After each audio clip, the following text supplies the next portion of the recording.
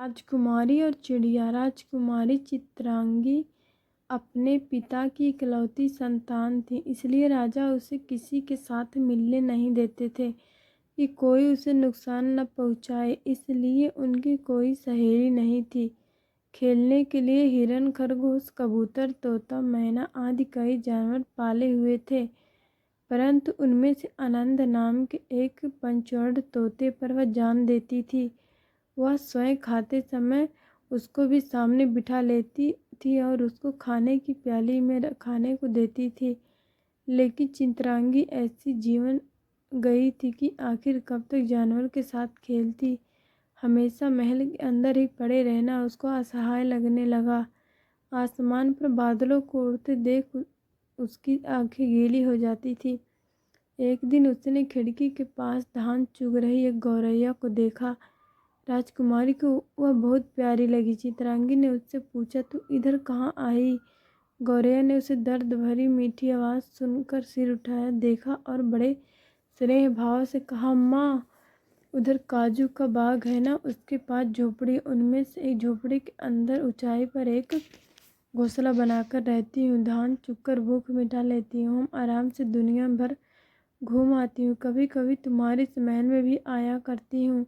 जहाँ चाहूँ वहाँ चली जाऊँगी, मुझे कोई चिंता नहीं। अंत में लौटकर अपने घोंसले में चली जाती हूँ। क्या तुम भी चलोगी? गौरैया ने पूछा। राजकुमारी ने सोचा, काश मैं भी गौरैया बन जाती। इसलिए गौरैया तरह उड़ने की इच्छा उसमें तीव्र हो गई। आनंद दिशा में कुछ भिन्न रही थी। वह सोच सोचकर दुखी होती थी कि कितने दिन से इस महल में जानवर सोने के प्याले के साथ बिताती रहूँगी, और कहीं चले जाने की उत्सुकता भी उसमें जाग गई थी। एक दिन चित्रांगी खाते खाते कुछ सोच पड़ी थी, तभी आनंद चुपके से उड़कर निकल आया। राजकुमारी का गला भर गया। उसने राजमहल के बगीचों में इधर उधर खोजने की नौकरों को कहा, लेकिन तोता कहीं दिखाई नहीं दिया। महल से उड़कर तोता सीधे काजू के बाग में गया। बाग के पास एक झोपड़ी के दरवाजे पर एक छोटी लड़की मिट्टी का घरौंदा बनाकर खेल रही थी। उसका नाम वांदनी। उसका बाप एक मजदूर था। जब उसका बाप मजदूरी करने जाता और माँ दूसरे काम कर रही होती तो वांदनी अकेले तरह तरह के खेल खेला। उस दिन वांदनी मिट्टी का घरौंदा बनाती हुई खेल में मगन थी। तभी आनंद एकाएक उसके सामने थोड़ी दूर पर आ बैठा। उसकी लाल लाल चोंच, बलखाती चाल और टिमटिमाती आंखें सुंदरता बिखारने लगी। उनको देखकर वांदनी का मन प्रेम से भर आया। उसने उसे पकड़ लेने की विनती की तो उसका माँ ने उसे पकड़कर उसके हाथ में रख दिया। वांदनी फूली नहीं समाई। उसने प्रेम से तोते को सहलाया और पूछा, रे पंचवर्णी रंगीन तोता, तू कहाँ रहता है, कहाँ से आया है? आनंद बोला, मैं राजकुमारी चित्रांगी के महल में रहता हूँ। आज जरा घूमने की इच्छा हुई तो उड़कर यहाँ आया। वांदनी ने पूछा, राजकुमारी कैसी होगी? आनंद ने कहा, वह सुंदर गुलाब के फूल की तरह है, बहुत अच्छी है। तुम भी चलोगी? हम सब वहाँ जाकर खेलेंगे। हाँ हाँ चलेंगे, मेरा भी घूमने का मन करता है, पर पिताजी दिवाली को जाएंगे, पोगल जाएंगे कहकर टालते रहते हैं। हम अभी चलें। राजकुमारी मुझसे बात करेंगी ना? वांदनी को दूसरे दिन राजमहल में ले जाने का वायदा करके आनंद जाने को तैयार हुआ। वांदनी ने राजकुमारी के लिए शैवाल की बनी माला और नारियल के छिलके की अंगूठी दी। आनंद दोनों को चोंच से पकड़कर उड़ा चला और शाम होते होते राजमहल में पहुंच गया। आनंद को वापस आया देखकर चित्रांगी की खुशी का ठिकाना न रहा।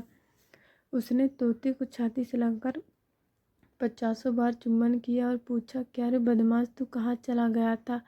तोते ने जवाब नहीं दिया, सिर्फ आंखें घुमाता रहा। शायद उसको भूख लगी थी। ऐसा सोचकर राजकुमारी ने एक आम का फल लेकर उसके सामने रखा तो तोते ने उसे छुआ भी नहीं, आंखें बंद कर ली। आनंद, मेरे प्यारे नंद, खाओ न, तुम्हारी थकान दूर हो जाएगी। राजकुमारी ने बोला। तोते ने मुंह से माला और अंगूठी गिरा दिया। उसको देखकर राजकुमारी की आंखें चमक उठी। पूछा, ये सब कहाँ मिले आनंद? वहाँ उधर काजू का बाग दिखाई देता है ना, वहाँ गौरैया की तरह एक लड़की खेल रही है, उसका नाम वांदनी है, उसी ने ये सब दिया। तुम चाहो तो और भी मांग लाऊंगा। तो क्या अभी जाओगे? नहीं, अब रात हो गई है, कल जाएंगे। आनंद ने आम कुतरना शुरू कर दिया। चित्रांगी खुश हो गई। लेकिन उसको रात भर नींद नहीं आई। वांदनी के बारे में सोचती रही। दूसरे दिन दोपहर के खाने के बाद महल के सेवक कड़ी मेहनत के बाद आराम कर रहे थे। तब राजकुमारी और आनंद चुपके से महल से निकल गए। आनंद आगे मार्ग दिखाता उड़ता चला। चित्रांगी ने उसका पीछा किया। धीरे धीरे दोनों काजू के बाग में पास झोपड़ी में गए। ताड़ के पत्तों का फड़फड़ाना, रंग बिरंगी तितलियों का उड़ना, कुमुद के तालाब में स्त्रियों का नहाना, मिट्टी पर बच्चों का लौटना आदि राजकुमारी को विनोद से लगे। उसको बड़ा आनंद आया। इन सब दृश्य को देखते रहने में ही दिन बीत गया। तब वांदनी लड़कियों की एक गठरी ढोती हुई लौटी। उसके हाथ में सेब के कुछ जूठे टुकड़े थे। उन्होंने लकड़ियों का बंडल झोपड़ी के अंदर उतार कर रख दिया और बाहर आकर नीम के पेड़ की छाया में बैठकर जूठे सेब को चबाने लगी। देखो वांदनी है, आनंद ने परिचय कराया। फिर काजू की डाल पर बैठकर चोंच से पंखों का संवारने लगा। चित्रांगी ने वांदनी को हाथ थामकर पूछा, वांदनी जूठे सेब क्यों चबाती हो? मुझे फल कौन देगा? वांदनी ने पूछा। राजकुमार ने फिर से पूछा। सर पर लकड़ी लाद कर आ रही थी क्या तुम्हारे घर का कोई रसोइया लकड़ी नहीं लाता? वांदनी ने जवाब दिया, मेरी माँ ही रसोइया है। उसके धान कूट कर चावल निकालते निकालते मैं लकड़ी चुन लाती हूँ। राजकुमारी को अनायास भरी वेदना हुई। उसने रेशम के अपने राजसी कपड़े उतार फेंक दिए और वांदनी के साथ बैठकर खेलने लगी। इस तरह बहुत देर हो गई। अब राजमहल चले, आनंद ने कहा, पर राजकुमारी नहीं मानी। आनंद को अब डर लगने लगा। वह सीधे उड़कर राजमहल गया। महल में खलबली मची थी। बेटी और तोते को लापता देखकर राजा नौकरों को डांट रहे थे। कई लोग तो इधर उधर राजकुमारी को खोजते हुए भटक रहे थे। आनंद को देखती राजा ने तनकर पूछा, चित्रांगी कहाँ है?